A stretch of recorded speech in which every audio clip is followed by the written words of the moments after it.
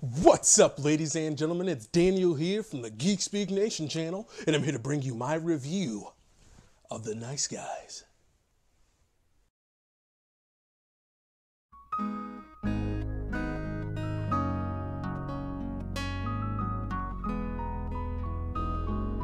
So, The Nice Guys is written and directed by Shane Black and stars Ryan Gosling and Russell Crowe as a PI, former detective, and an enforcer for hire who have to come together for a case in which their missing persons end up crossing paths in the same case, and all shenanigans ensue.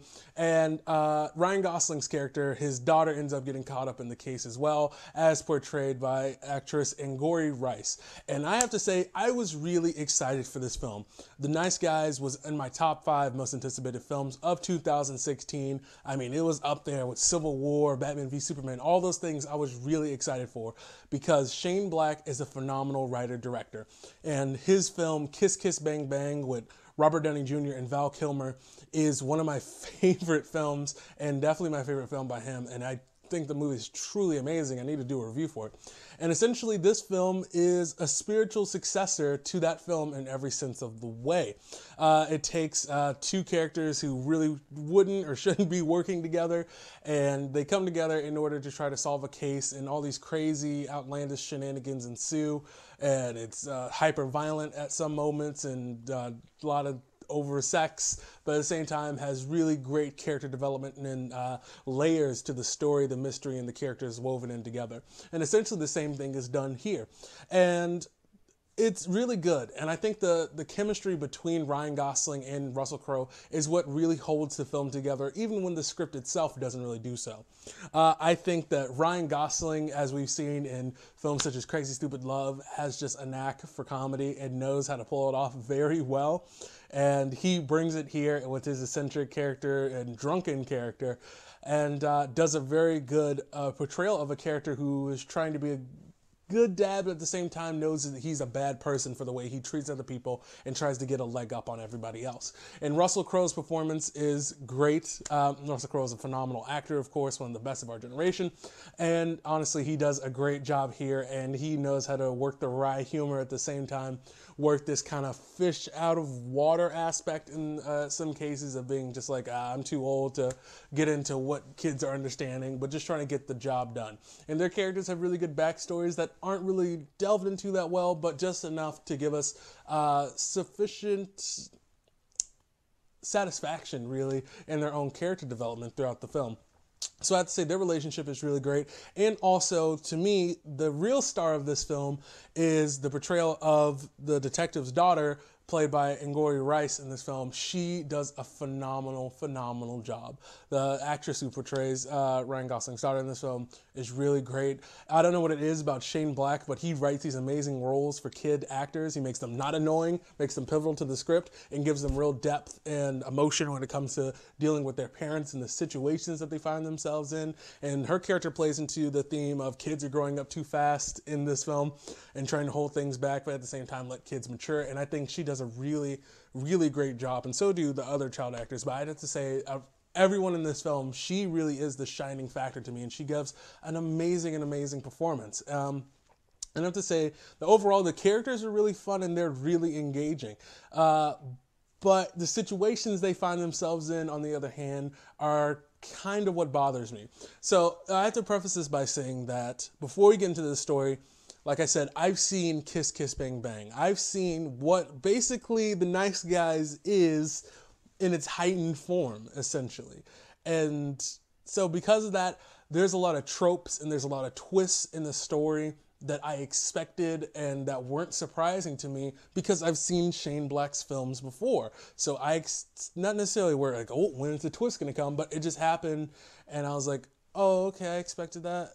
And I expected these situations with bad guys and awkward conversations and things like that. So I wasn't never really blown away by some of the scenarios the characters found themselves in. But I saw this film with 3 of my best friends, and they're laughing their butts off the entire time. But they've never seen Kiss Kiss Bang Bang. The only other Shane Black film they'd ever seen was Iron Man 3.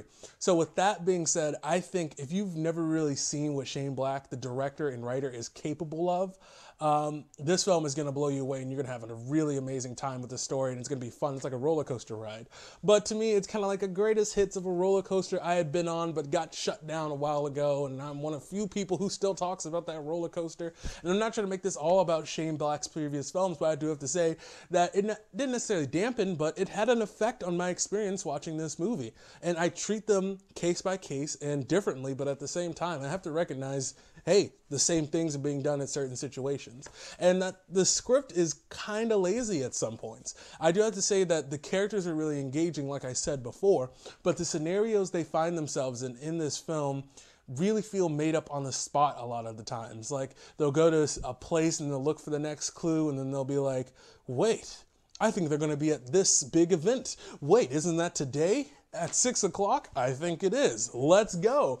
And it just kind of has that, like, I don't know, that it does have that pulpy serial kind of fashion to the mystery. And that's fine, but it's just, it almost kind of gets into the out of the realm of believability when they don't set up these scenarios and they don't set up these big events that are going to happen later on in the film as little seeds throughout the film.